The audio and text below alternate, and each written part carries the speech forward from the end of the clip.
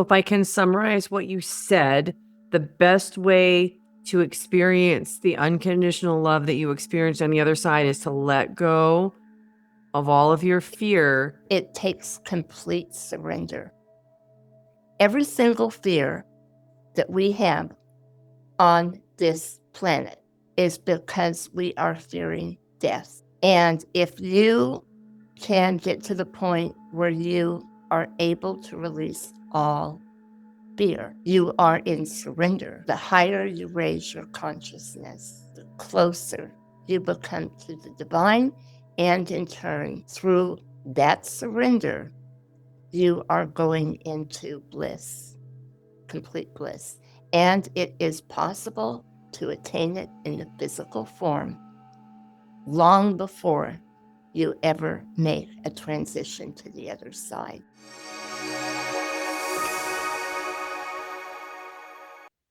My guest today is Cynthia Greer, who had a near-death experience as a result of a surgery gone horribly wrong. Her experience, she came to understand information that we all need to hear about prayers and how to integrate one of these experiences so that you can live your best life. So, Cynthia, welcome. Thank you so much for joining us today. Thank you so much. It is wonderful to be here with you.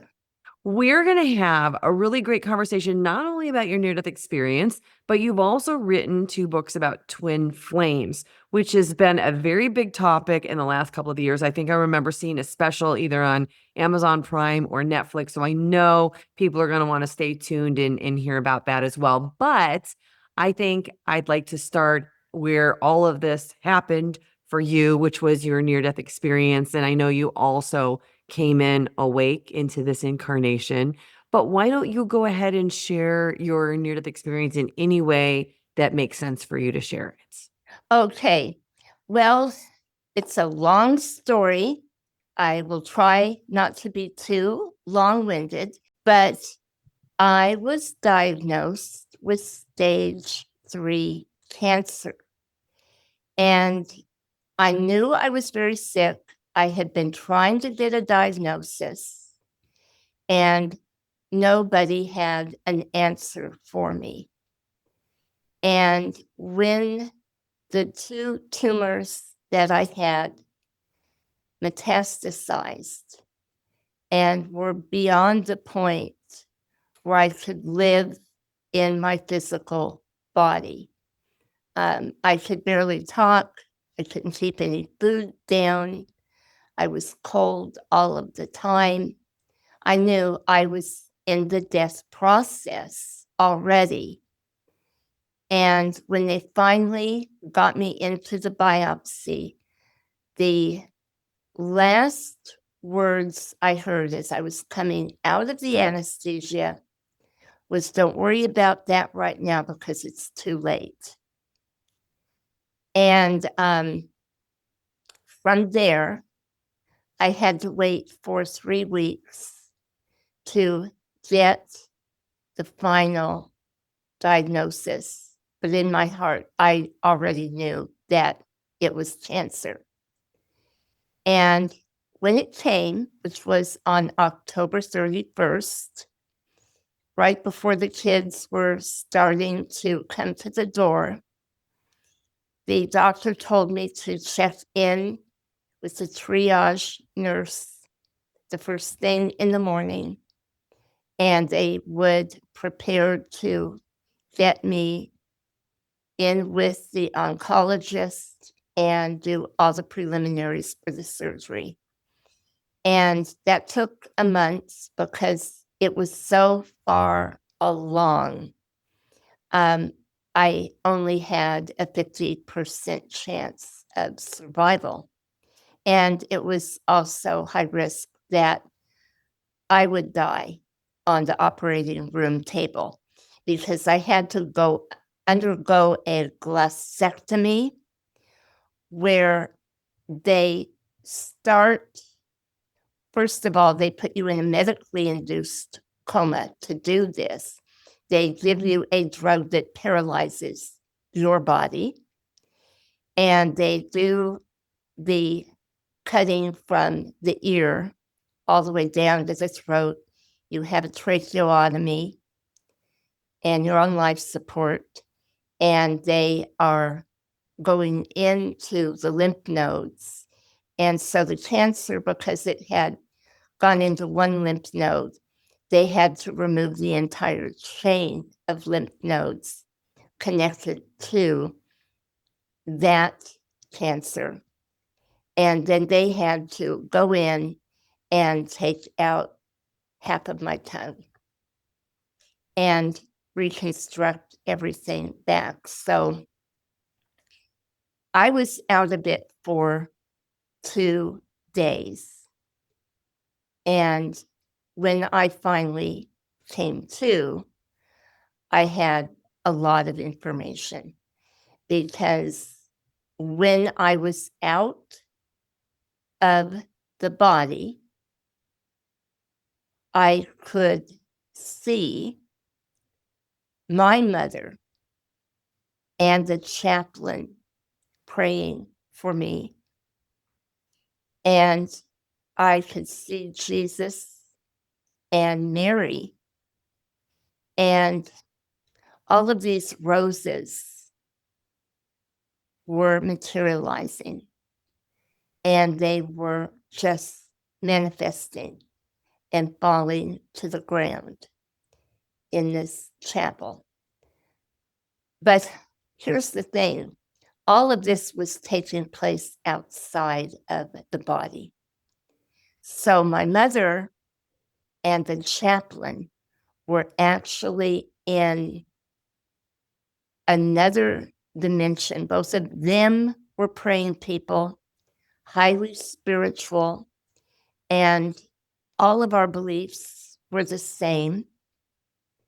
So both of them were highly evolved spiritually. And when I came back, I realized that it had to be that way, to where they didn't remember where they were, because it would be too much interference with their physical life, because both my mother and the chaplain were very grounded into the earth plane. They had a lot of responsibilities. And I knew when I was coming out of it, I didn't feel they were going to remember it, but their prayers were so strong that we were all in sync. And at one point, when I was on the other side, I was in a cemetery. I found myself standing in front of a tombstone, and I saw a young woman kneeling who appeared to be about 16. And I saw two men on either side of her in full Scottish regalia. They were in their kilts, they had their arisades, and I said, have I gone on? That was the first thing I asked, telepathically. And they just looked at me and they said, you're going back. She is the one that has gone on. And I found out a number of weeks, or maybe a week later, that one of my cousins had been killed in a car accident, and she was young. And that was her description. And she had crossed to the other side while I was in the hospital. So I had many experiences that were ongoing. The surgery only opened me up further, but because my path is one of mysticism, deep mysticism and spirituality. And I started very young on my journey. I had been traveling to other dimensions many decades. Well, before we go into some of those other experiences, I'd really like to ask you a few questions about your NDE, if you don't mind. Mm-hmm. Okay. So, the first one that's really intriguing, I've only heard something similar to this connected to prayer with Karen Thomas, who I interviewed, who had an NDE and saw prayers in the form of musical notes. And when you saw the roses, it reminded me of what she described about the prayers in her NDE. And I wondered if the roses falling were a mirror of prayers in that dimension. I think anything is possible because the rose symbolizes unconditional love, and pink roses are really divine, unconditional love, where red roses are a romantic love. And these roses were beautiful pink. And my mother was someone who had great unconditional love, no judgment, worked with a lot of people for decades, helped others to cross over through her work spiritually, worked with AIDS patients who were getting ready to make their transition. And so definitely, I agree with you. Oh, that's interesting. So, second person that I've heard that had a physical manifestation of prayers.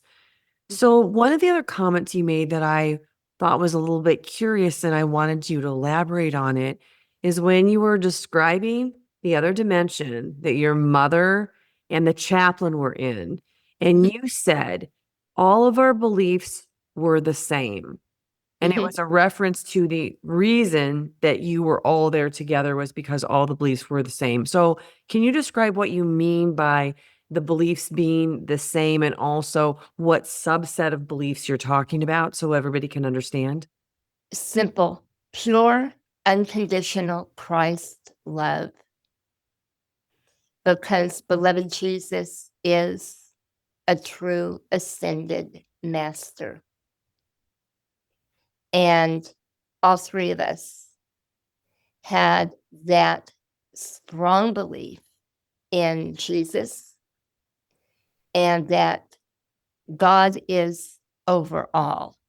That you never, place your energy in the challenge that you have. You don't give that challenge power. You don't give the adversary power. In my case, I couldn't give the illness power over me. The whole issue was that God is 100% over all. I am in the hands of the Creator. No matter what happens to me through this surgery, whether I come out alive or whether I go on, my soul is safe. Okay, thank And you. that was the gist of it. It makes a lot of sense because so many people, the majority of the people that I speak to, have one common element to their NDEs, and that is the love, the unconditional love, the feeling of it, the knowledge of it. It's definitely different than anything on earth. So, since you've experienced that kind of unconditional love, what's the closest that we get to that here? Well, this is going to sound crazy making, but it is in overcoming our challenges that we have with others due to the timeline we are in with the corruption and the greed and the dictatorship, for lack of a better word in the world today. And if you can, through prayer, divine prayer, where you completely surrender your fear to the one God over all, in whatever image you see God, because everything is a spoke in a wheel that is leading to the center, which is the divine, then you are in that ultimate surrender. And when you surrender all of your fear, all of your thoughts, all of your bills, all of your worries about family or any other relationship, and you absorb into the divine. A good way to do it is through the light of God that never fails, energetically. One way is through the great central sun, where you're focusing on the light rays and that warmth, and you become one. The flesh does not enter into it. Your life, no matter where you're at in life, does not enter into it. You are just one with eternal source. Alpha and Omega, the beginning and the end, all that is, was, or ever will be. So, if I can summarize what you said, the best way to experience the unconditional love that you experience on the other side is to let go of all of your fear. Complete surrender. It takes complete surrender. Because, okay, just think of it this way. Every single fear that we have on this planet actually is because we are fearing death. This is what they teach in Buddhism, that all fear is the fear of death. And if you can get to the point where you are able to release all fear, you are in surrender.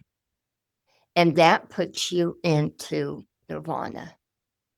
It puts you into bliss. And this is how the consciousness begins to raise. You practice this long enough, you are going to connect with your higher self, which is also known as your I am presence, which is the perfected form of yourself, which is godlike.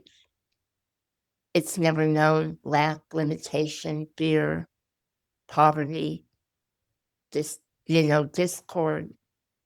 It's been with you in and out of all of your embodiments. And then when you transition back to the other side, there is your connection to the divine. When you raise that consciousness, to the higher you raise your consciousness, the closer you become to the divine, and in turn, through that surrender, you are going into bliss, complete bliss.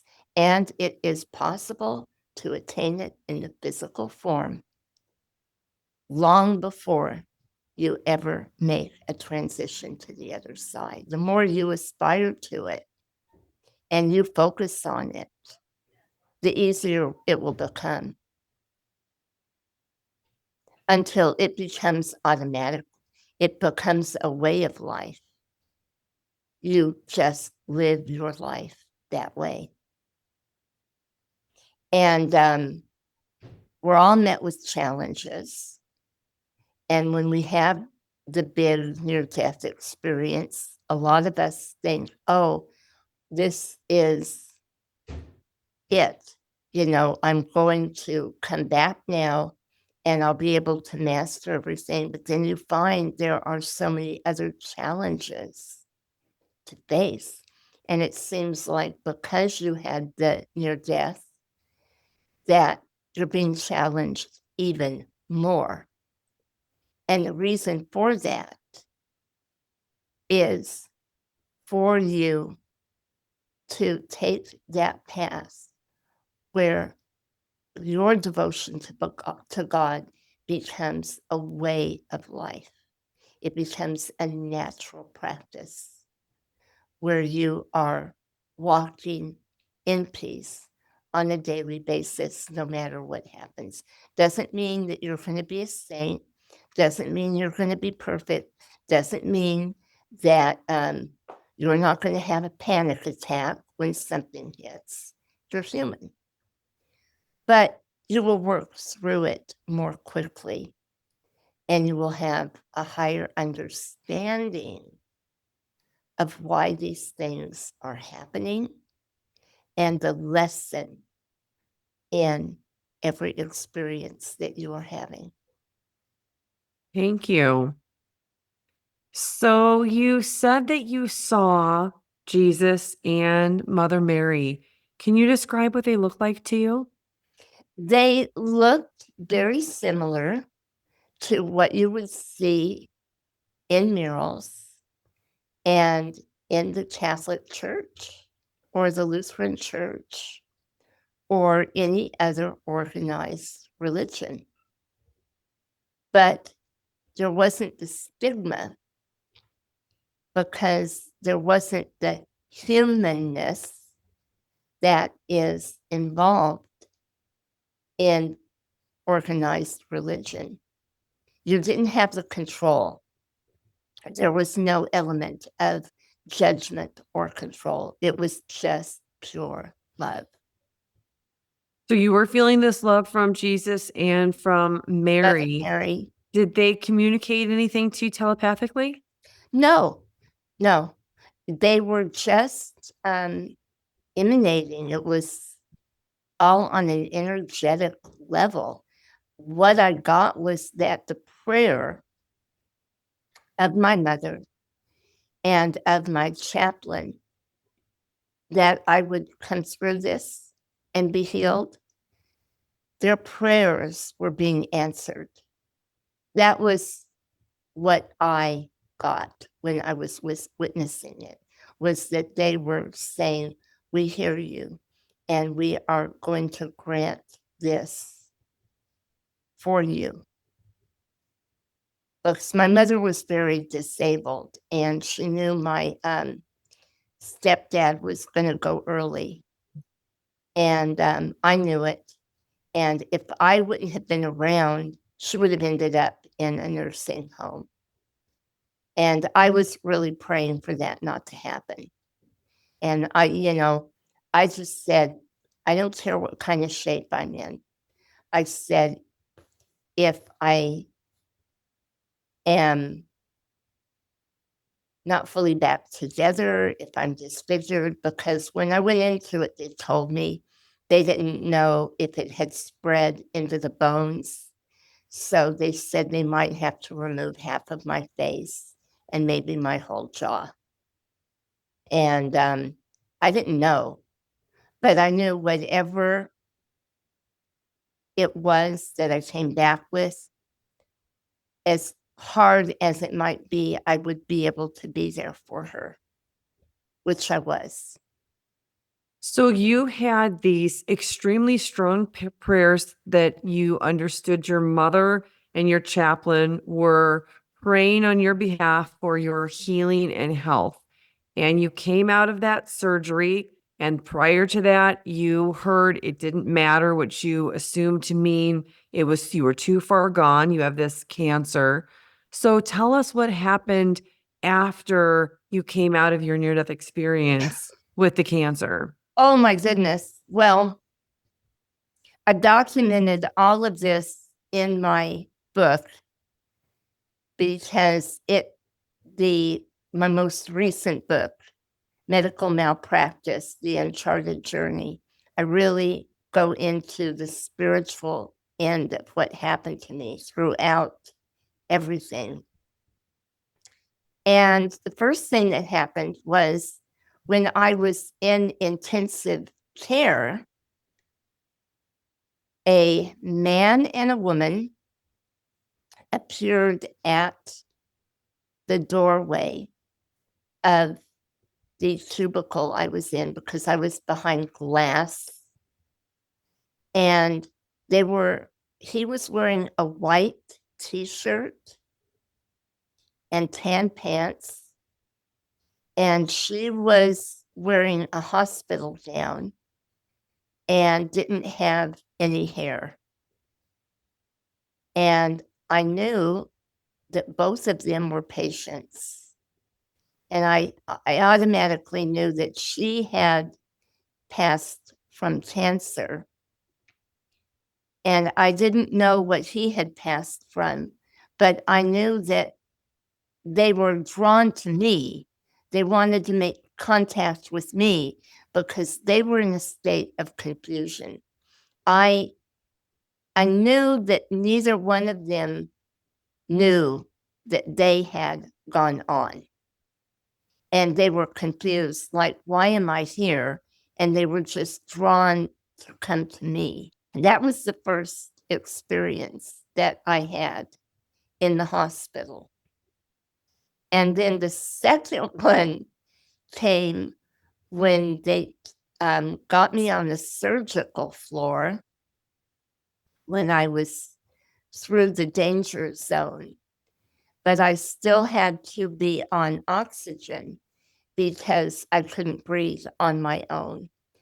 And so I was hooked up to everything, and they were taking me to the surgical floor. And I thought, oh gosh, if anything happens, if there's a mishap, I'm not going to be able to breathe. That was going through my mind. And so I get to the surgical floor. So when you are in a tracheotomy, they have to put a device down you every day. A respiratory therapist comes in and they have to suck the extra fluid out, which is very painful. And if they don't clean that tube, that pipe, then you're in trouble.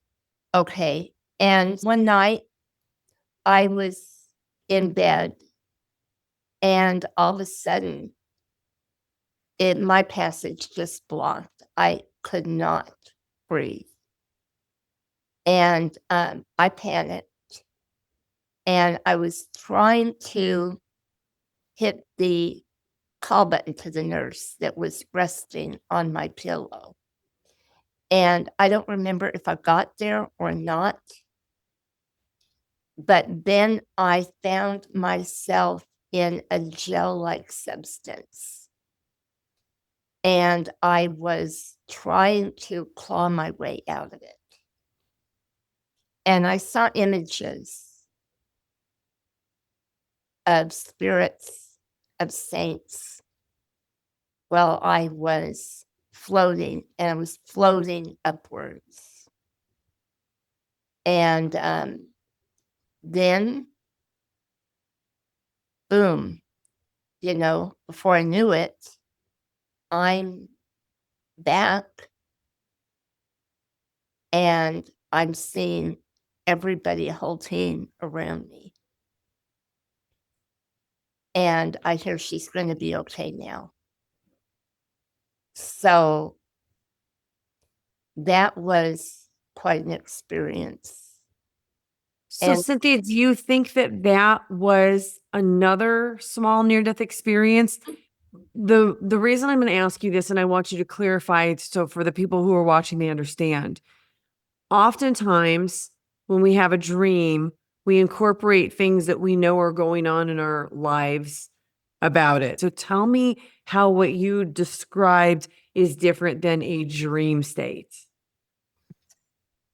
well, because you are actually experiencing it on a physical level, you are getting the sensations, but you are detached on an emotional level because everything is different when we are out of the body.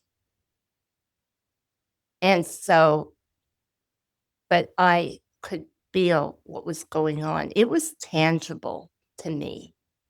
So I was really connecting with the fact that I was drowning in my own body fluids. Wow. So after you have these experiences in the hospital, what happened to your cancer? They had gotten the margin, everything was clear on the margins. And so I stayed for a month in the hospital. And then I had a month off to recover because I had stitches, I had drains and everything. And a month after recover, it was, well, this was around the holidays. So I got to go home for Christmas. And then at the end of January, I began radiation. And then I had very, very severe reaction to it that was not normal. And it turned out to be very devastating because I was diagnosed with osteoradionecrosis, which is bone death of the jaw. And it is fatal, and it will kill you if you do not have top notch, and I mean top notch medical care. And so, yeah, the cancer was cured, but then I went into a whole new direction that was years of suffering. And I mean years of it. And I ended up having 2 more major surgeries. One because my blood vessels had contracted, because radiation, according to where you have it, can contract the blood vessels. It can cause dysphagia, which is a condition in the esophagus that causes trouble with your food and your digestion. And then the bone, osteoradionecrosis, the bone actually begins to disintegrate and it rots and your teeth start falling out. And you start to get abscesses and gum problems, and you get infections that cannot be cured with antibiotics. And they can end up going systemic, which makes you a comorbidity patient at that time, which means that if you have comorbidities, you have to have a whole team of doctors because any treatment that they give you could interfere with another treatment. And so that's where I was at because it was not being addressed the way it should have been, which is a whole nother story. But it took me even deeper into the near death and connected me to the other side in a way that I was shown exactly what God's divine plan for humans in state-of-the-art medical care is truly meant to be on this planet, and that everything on a level of technology comes from the divine, all of it. It just depends how human beings choose to use it. Wow, that sounds like you went through so much medically. Mhm. But aside from the medical problems that you had to endure, how were you different in your life, in your thoughts, and your beliefs after these experiences? Everything revolves around God. Everything I channel, every shred of information that I bring through to others, it is strictly for a sole purpose, for their highest good, but only if they ask me, only if they want that information, then I will give it, but I won't hold anything back because it's all for the development of the soul. It is all leading back to what happens after you exit this embodiment, and for the purpose of doing the very best that you can while you are here, developing to the highest level that you possibly can while you are here, living a life that is ethical. And a lot of people are going to kick me in the head for this. They don't like it. But morality does tie in with it. How How, you how and why? How and why? how and why? Well, because if things are not done ethically and morally, there are entities of the sinister force that attach to individuals. And according to how a soul chooses to live their life on the earth, they can become an open channel for evil just as easy as they can become an open channel for good. And all we have to do is take a look at what is happening on this planet, because it is a reflection. What we are living in politically, whether we like it or not, and that's on all sides of the political aisle, is a reflection of consciousness. And it is a reflection of what individuals have chosen to channel. Are they going to wield power and control and judgment? Or are they going to raise their vibration and in turn use their power for the good of the planet? This is what it is all about. That's interesting. You just made me think of something when you were describing that. I have not watched the news in at least 12 years. I follow zero politics. I don't know about, I'll see little memes. And there was something I saw the other day, and I was like, I don't even know what that means. I'm going to have to ask somebody or look it up. I am that. I don't watch a lot of it either. But I in don't saying that, I'm saying that very purposefully because what I feel like is happening on the planet to also a very large degree is that people are being served a reality that isn't real. They're being shown that all of these people are negative and bad. And I can remember many years ago asking my dad if he thought that the majority of the people on the planet were good or bad. And I was really surprised that his answer was bad.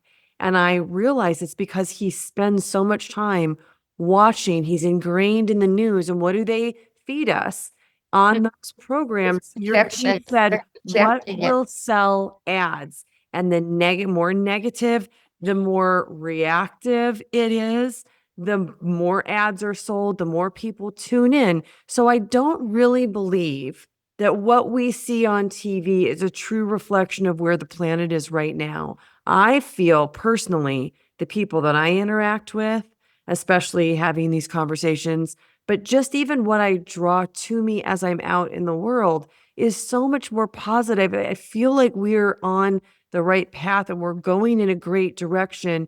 But if we watch what's being fed to us from the news, I think that we get a view that isn't based in true reality. I just want to ask you what you feel about that because I saw you nodding. My We're on goodness.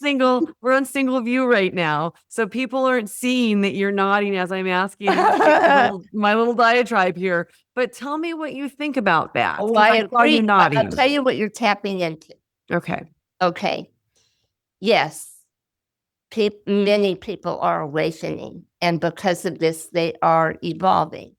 Now, those that have chosen the path of power and control via manipulation are working with a form of black magic because they may not be aware of it, but they have all these entity attachments that are guiding them, just like we have positive guides.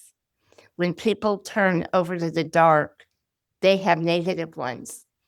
How black magic works is through projection. Okay, they project a thought, and they can do it through media, like what you're saying. They can do it through just pure thought. If they are well developed enough at it, okay, if someone has spent years in disciplining the mind, they can sit in a room and they can influence people in complete silence just by projecting that energy of fear.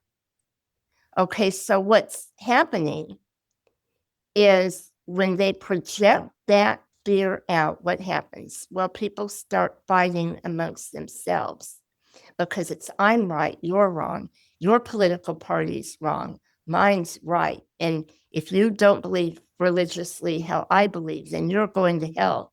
And it's all of these things combined. And all of it, okay, is to take the focus off peace. It is to take the focus off joy, love, well-being, wholeness, fulfillment on every level. Because when the energy is out there and people are glued to everything that is going on, they're not going to work on the inner because they're going to be too focused on what's going on everywhere else.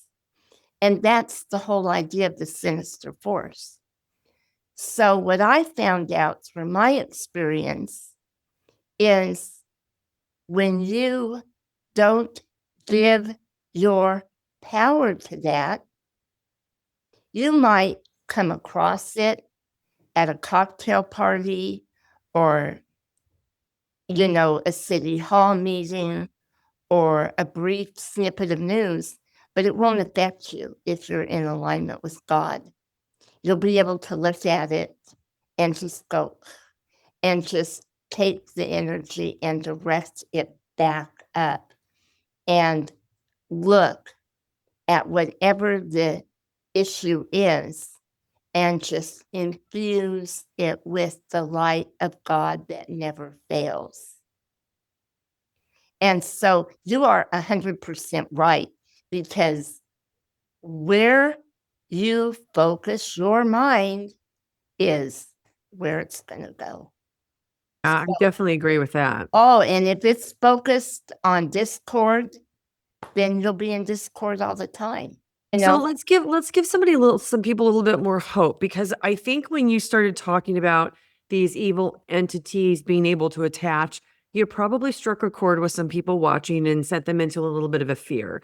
And one of the things, since we're down this rabbit hole, that I think it's really important to talk about is, let's talk about free will, because I don't believe that there's any entity that can overcome our free will. I agree. Okay, an agreement on this. And this is why people that I work with get mad at me, because when they have thought negatively for years and years and years, I'm talking like decades, and I show them a way out of it, I'll get 10 reasons on why it's not going to work. You know, there's a biological reason for that, right? We actually, when we subscribe to a belief, whether it's good or bad, and we tell ourselves about that belief every day for these decades that you're describing, our bodies actually release chemical mediators like dopamine. And we become attached to those negative thoughts. And when somebody wants to take them away, it's like trying to take a cigarette away from a smoker. It takes that dopamine hit away and they can't do it. So it's a double punch. Somebody may want to be thinking more positively, but they've trained their body in all of these thoughts and beliefs, maybe from their childhood, maybe from trauma that they've experienced. Trauma bonding, religious upbringing, things being ingrained, being taught fear, being threatened, they're going to go to hell. I mean, because I'll tell you, I came out of organized religion, and I know. And so, I mean, no, it's very simple. When you raise your consciousness and you are giving God the power, not the person, not the situation, but God the power, there is nothing to fear. There is absolutely nothing to fear, because none of this stuff has any power other than what we give it. I'm going to go one further, because not only do you give, I don't like to give the power, you have to recognize that you are God. Absolutely. You cannot take the God out of anybody. Exactly, because of being created in the image of God. And so that's it in a nutshell. I think it's even further than in the image of God. You are a literal spark of that divine. Not even in the image, it is God. Yes, exactly. So let's move on to the twin flame part, because I don't want to run out of time before I give you a chance, because this is a very fascinating topic. I've watched this topic grow over many years. I did a video back in 2019 about this, and we talked about that a little bit. And you wrote your book, and you told me something I've never heard before, which is that this was discussed by a gentleman who connected to Saint Germain and channeled a message. And he didn't call them twin flames, he called them twin rays. But tell everybody when this was channeled. This is not new Way back information. in the early 1930s.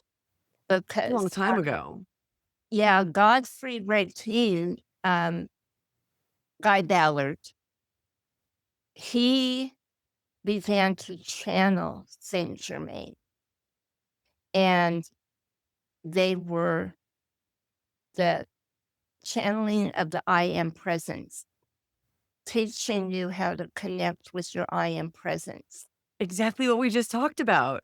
and to prepare for ascension to where you work everything out that is not serving you on a positive level and you learn to purify your life. You brushed on this earlier. I want you to elaborate on this part. You said it was really important to address these things while you were still in the human Yes, body before you die. So tell people why that's so important. because you want to raise your vibration.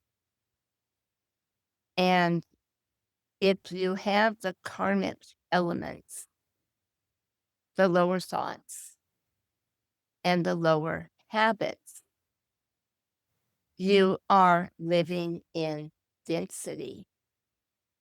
The Okay. consciousness, Mhm. okay, if you're in the consciousness of poverty or the consciousness of homelessness or the consciousness of drug or alcohol or cigarette or sexual addiction, okay, you are enslaved to all of that. And there are entities with that, okay?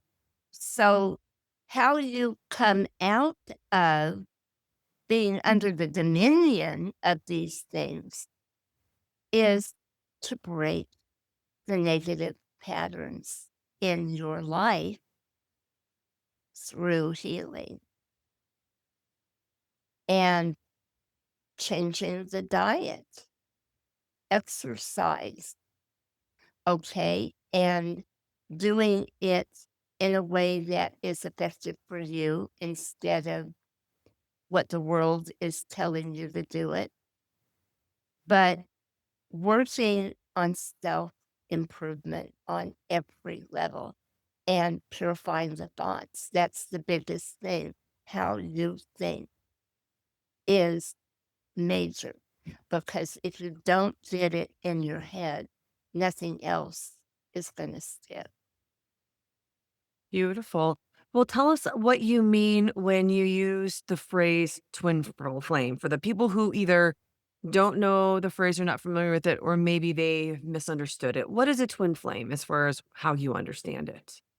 Well, my personal experience from it was that you are part of the same soul. I agree. But, okay, it's kind of hard. I'm a writer, so you split off according to the lessons that need to be learned. And they are involving free will and free agency, which is a gift that we were given when we came to Earth. Now, some twin flames that I know personally, that I have known for years and years, maintain their purity. They arrived on Earth. They may be met in childhood or in their teen years or as young adults. And they knew they had this innate knowing of what they were. They got married young. They created a life together. And they did great things on the planet, helped a lot of people, and serve in many different aspects of life according to what their cosmic blueprint is. That is how I understand it to be and how I experienced it without asking. Because even though I was taught at a very young age what a twin flame was, I was told, A, not everyone has one. And They don't all incarnate at the same time, in they, other words. yeah, you may not even be a twin flame. You may have a soulmate out there somewhere. But Or I think everybody has a twin flame, but I don't think they all incarnate into the same they lifetime. they don't. Right. Some of them, stay out of the physical while the other one is in Exactly. incarnation, and they may or guide their twin ray from the other Right. side while they're in the physical. There are Yes. cases of that Yeah. as well. And so when I found out, and he did too, and we were having these experiences together, we were coming back into connection through the different experiences where we were out of the body, but we were joining together physically, not in a sexual way, but we were attaching. And I wrote about that in my book, how I actually panicked out of my body because I was melding with him, and I'm very independent, and I was afraid of losing my identity. And I mean, it was happening so quickly. We were just fusing into one being, but we could separate at will according to what we needed to do and then come back into one being. So, Cynthia, what do you think the purpose of having a twin flame, meeting a twin flame is? It is all related to the cosmic law, your divine blueprint, and where it is in the stream of creation that you are to serve. Because some will serve in a ministry as missionaries, some may be doctors who have a stay at home wife to where they are specifically together to procreate souls. I know this is a very Mormon thing, but it's true. Okay, their purpose is to procreate, to bring highly evolved souls onto this planet to serve for the millennia. As we go into further into the Aquarian age, Mm, highly evolved souls. mhm. And I've seen it in action. So I know. I mean, I know personally a set of twin rays where he's still alive. He's like 102, perfectly coherent. And she just went on last year and they had 6 children and their children. I think at least 3 married their twin rays. And now the grandchildren are married to their twin rays. Hmm. I have a question for you. One of the things that I uncovered that I believe about twin flames is that the reason they come together is because only by combining their energy could they create something that they could not create on their own. What do you think of that? I believe that. I totally believe it. This is why so many twin flames are afflicted. Okay, because there's not a one size fits all. Okay, so I've seen the very beautiful twin flame connections where they really have it together on the earth. And then there's the ones like my connection, which are as dysfunctional as it can possibly come. Right, because you're holding a mirror to the other, right? And you are requiring each to come as their highest version of themselves. And that usually repels one or the other, don't you think? Oh, it did. In my case, it did. Absolutely. And I could see the higher aspect of it if we Mhm, both mhm. would have been developed at the same time. Do And you think most twin flames stay together or don't stay together?